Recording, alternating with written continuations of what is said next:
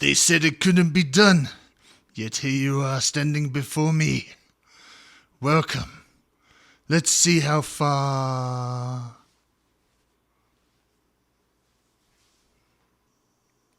They said it couldn't be done, yet here you are standing before me. Welcome. Let's see how far you get this time. It's the halfway show. Hurrah, hurrah. Hurrah, hurrah. Hey! I just can't seem to get the handle of these things.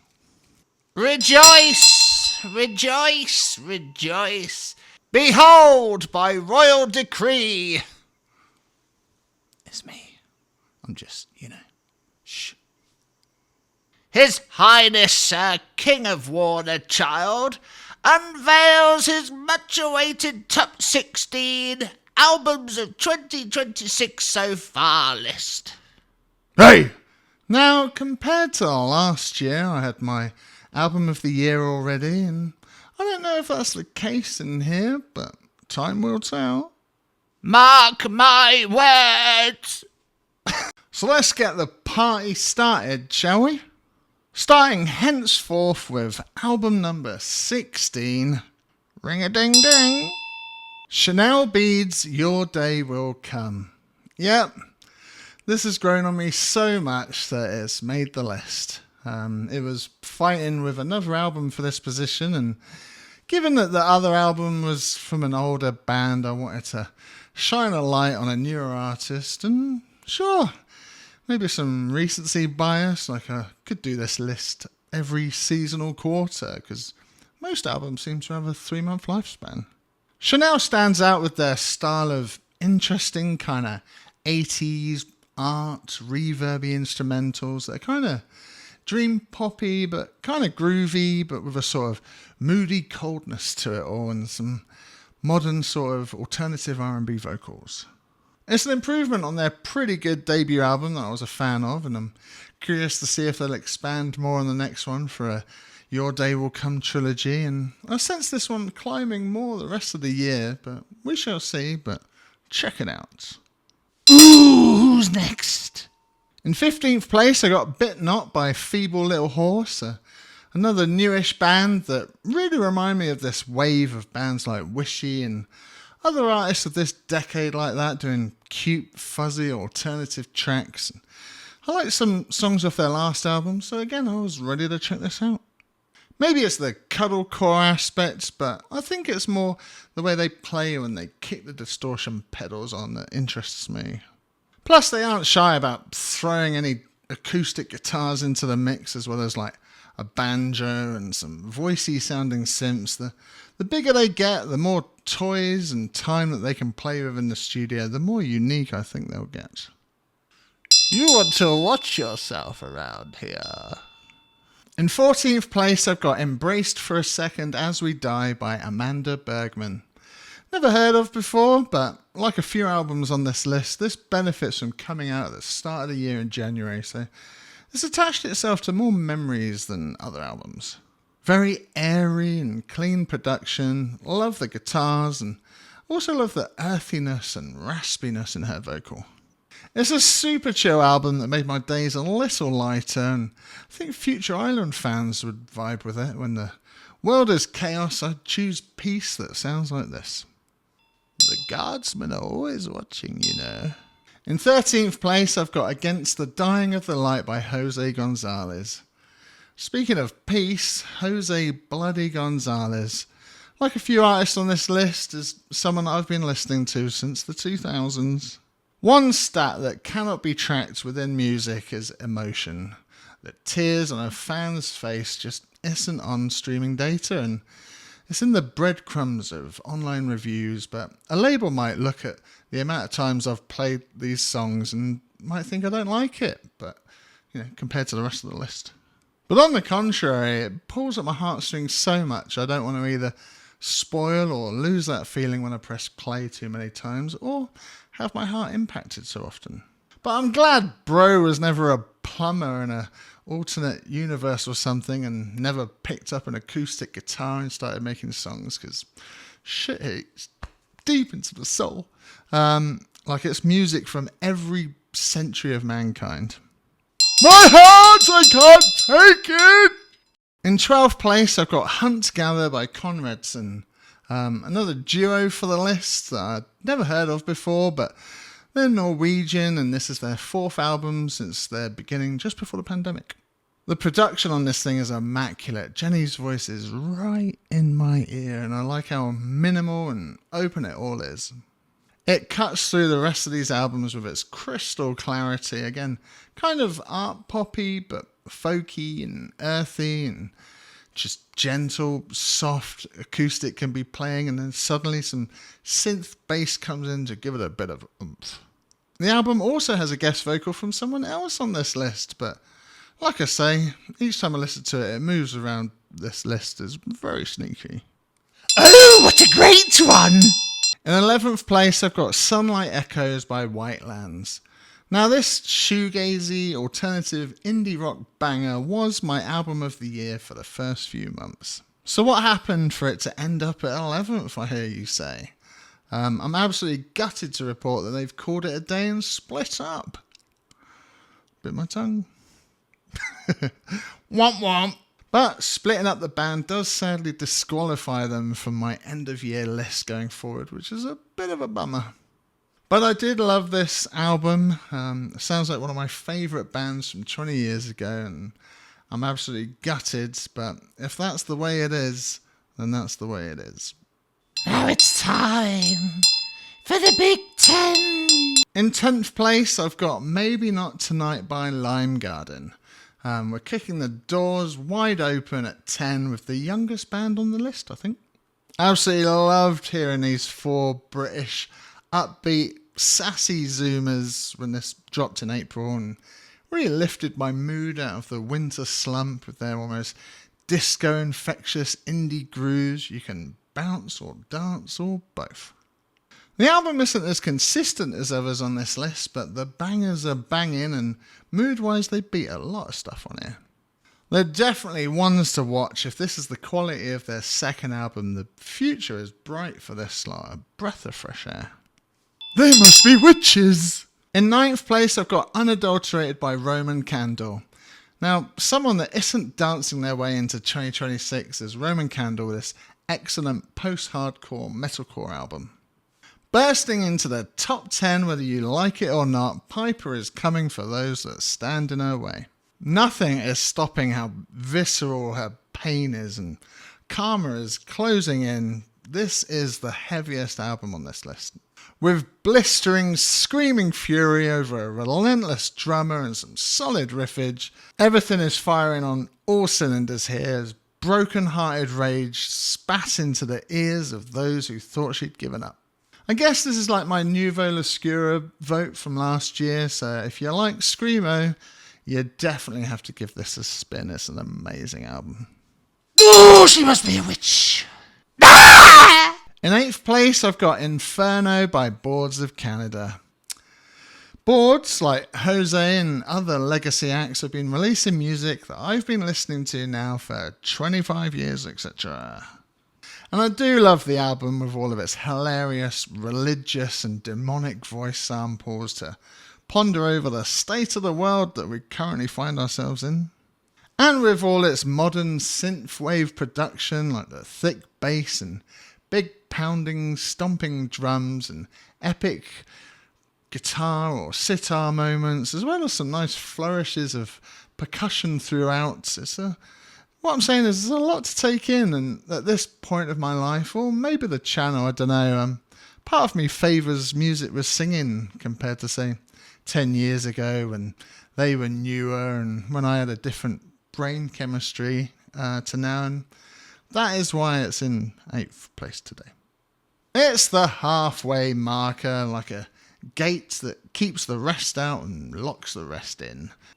That doesn't impress me much. Demon! In 7th place, I've got Singing by Gia Margaret.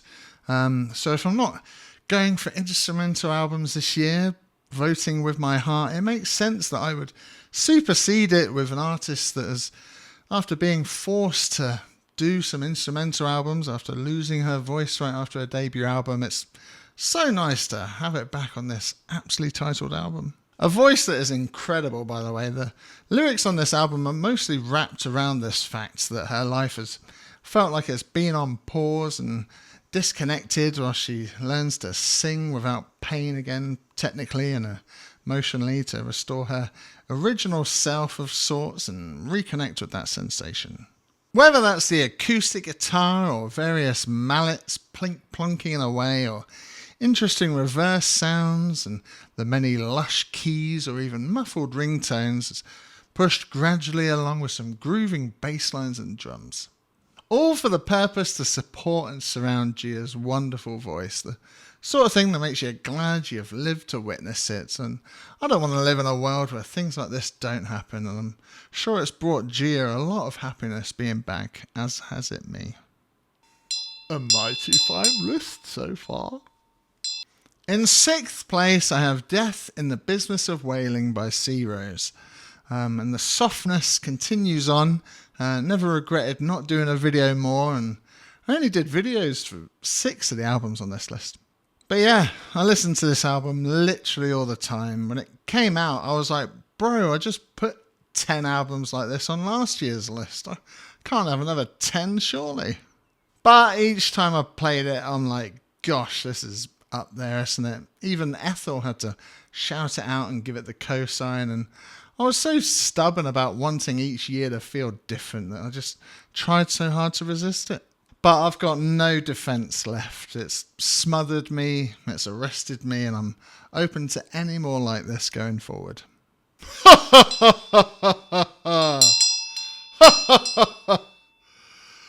So, who do you have for the top 5? At number 5, I have Nowhere in Between Forever by Lantlôs.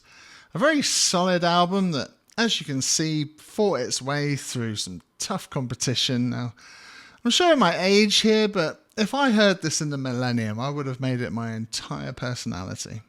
It also amazes me that he's German and not Australian, because it's also very summery, and I've missed summery alternative albums. So the release date for this was perfect as a bridge between 2 seasons. And I'm an absolute sucker for palm mutes, and boy does this have a corker on it, but I also like the darker, dronier tracks and the faster, breakbeat, lighter ones with all the spacey, chrome-sounding vocals singing about flowers or planets.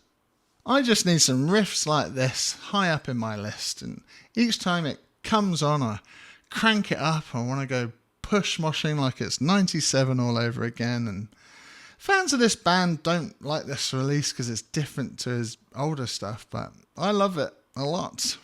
Clearly. Surprised it hasn't caught the ears of more people. Well, that was a good choice. In 4th place, I have Lean In by Art School Girlfriend.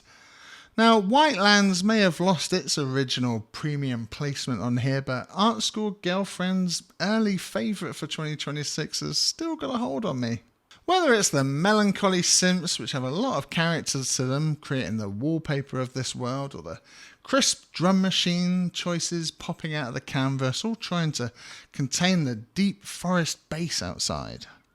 Polly's vocal choices walk you through this maze with the mantras of love you all the time. This is her labyrinth, and she is your guide, and it's all you hear echoing in your mind as you walk down each pathway. It slots perfectly into my top 5, and it gives this list an excellent flow, I think. It took a few shuffles around, but once I solidified this position in the list, I was very happy with the whole thing, and it's nice to fight the recency bias with some earlier releases. In 3rd place, I have Dancing on the Wall by Moona. This has become my summer album, and I really like some songs off of Moona's last album, so I was a bit gutted when they deviated hiatus with a solo album, etc. The synths are amazing on this, the production is crystal clear pop, and it all sounds huge and expensive. When the sea is glistening and the palm trees are swaying, this sounds like it's leaking out of your sunglasses. Curious to see if it stays this high at the end of the year, but right now I'm going 88 miles per hour to it. Okay. So now we have the bottom two. And you're probably all wondering, Warner Child, which newly single, divorced, poetic emo legend is going to be first? In second place, I have I Built You a Tower by Def Cab for Cutie. Yep, I've got Def Cab as my number 2 so far this year. My opinions on the album have changed a bit since my review. For the better. I get it now, and I like the last track more than I did on the day. But I do still think the album is a bit crisp with zero fat and super polished with surgeon-like precision, and I wonder if that's because it came after another album that wasn't as thin as this, etc. And maybe by the end of the year I will have figured that out. I love the lyrics. It definitely feels like a lyric-led album, and they're all imprinted on my daily thoughts, like all I need is for you to be kind is a good daily mantra to have in 2026, but it doesn't stop there. All the other memorable moments on the album about slamming doors and needing an incurable mess contained and soaring in the silence above the fog in my mind and questions without answers, kneeling at your misery throne and being too tired to end the war, but it just takes a little light to learn to live without you. It's completely locked me in that regard, and along with all the intricate drum choices and fret sliding riffs and the I'm Here As Well bass playing, I've had the album on almost every day since it came out. It's a very solid piece of work, hence it beat the rest to this position. Also, I wish I mentioned in my video that some of it reminded me of Future Islands, and maybe they should do a song together.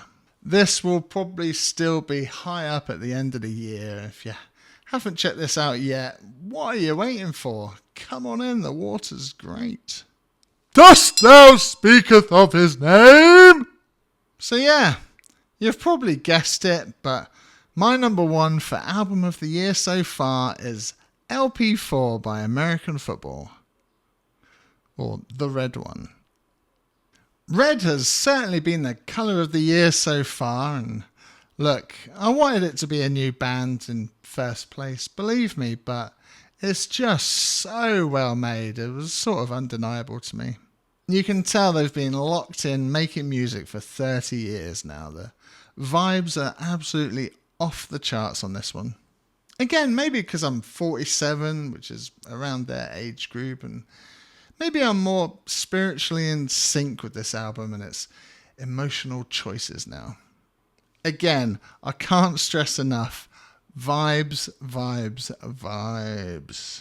Midwest emo and post-rock are basically the same genre as the ruling in the court of this album. And let's not act like we didn't always want to hear vocals over explosions in the sky, let alone Kinsella's poetic, woe is me, what have I done approach. It's like Bill and Ted have yanked him out of the 1300s like a theatrical broken troubadour. This man is emo incarnate. Help me dig a hole, I'm already cold. I honestly never planned on getting old. Like, damn, dude. You okay, bro? I love it so fucking much. I'm sure highly anticipated albums will challenge it in the second half of this year, and I wish them and any unknown newcomers the best of luck, because this is as good as it gets. I'll see you in December. So congrats to everyone. Good luck staying to the end of the year, and I'll see you on the next one. Don't forget to like and subscribe, and catch you in the next one. Peace.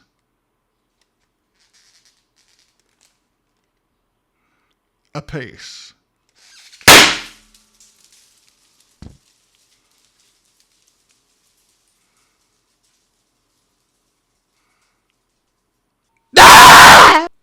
Yay! I want to do more, but it's boiling. I want to edit it and upload it.